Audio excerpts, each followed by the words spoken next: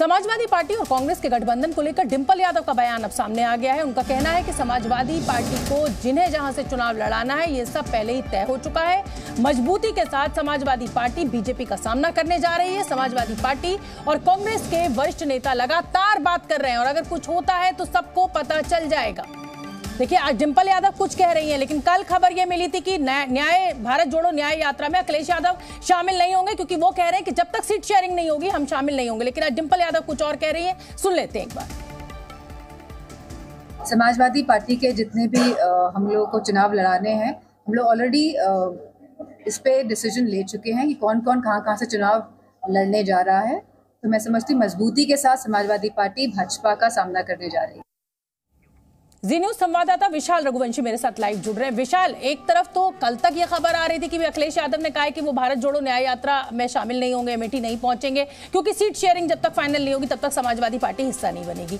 आज डिंपल यादव कुछ और ही कह रही है, तो क्या मायने निकाले जाए? कुल मिलाकर समाजवादी पार्टी और कांग्रेस के बीच कंफ्यूजन अभी भी बना हुआ है।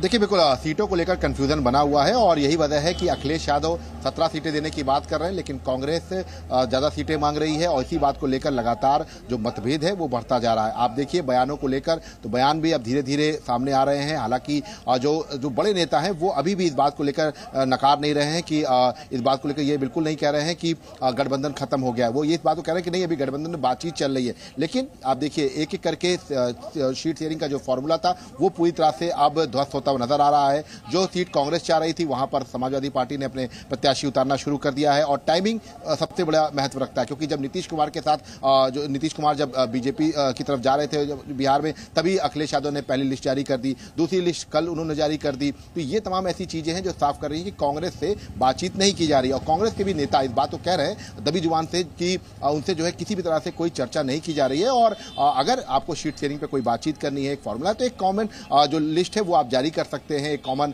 बैठक कर सकते हैं। लेकिन अभी भी अगर आप देखिए तो तमाम ऐसी सीटें जिस पर सपा ने बहुत अच्छा प्रदर्शन नहीं किया था वही जो है कांग्रेस को देने की तैयारी कर रही है, ना कि कोई अच्छी ऐसी सीट जहां पे कांग्रेस आराम से जीत सके।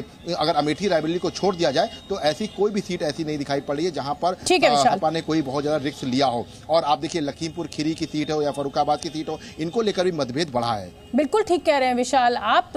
ये जो सीटें दी गई हैं कांग्रेस को, उस पर समाजवादी पार्टी का कभी भी अच्छा वो प्रदर्शन नहीं रहा है और इसीलिए शायद ये कयास लगाया जा रहा है कि समाजवादी पार्टी भी कोई बहुत चमत्कार की उम्मीद नहीं कर रही और इसीलिए इन सीटों को कांग्रेस को दे दिया। बहुत बहुत धन्यवाद विशाल आपका। आगे बढ़ेंगे।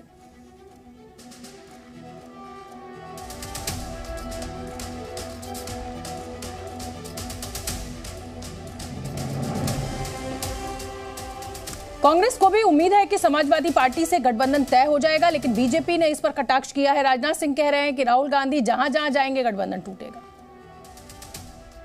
उम्मीद है, पूरा विश्वास भी है, उम्मीद भी है कि वो कल है। कल तो लखनऊ, आज शाम को लखनऊ में है, कल उन्नाव, कानपुर और 24 और 25 को मुरादाबाद में है, अलीगढ़ में है, संभल में है, आगरा में है। राजनीति में 4 दिन बहुत होता है। हाँ, तो जहाँ जहाँ जाएंगे वहाँ गठबंधन टूटता ही जाएगा। जहाँ जहाँ जाएंगे वहाँ जनाधार कांग्रेस का अपने आप कम होता चला जाएगा। अब कांग्रेस का जनाधार लगभग समाप्त है।